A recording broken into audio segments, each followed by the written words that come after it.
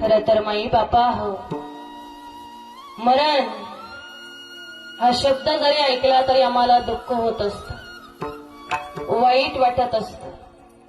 का का तर आम्हाला मरावंसं वाटत नाही. का वाटतं मरावंसं नाही ना माई बापा हो.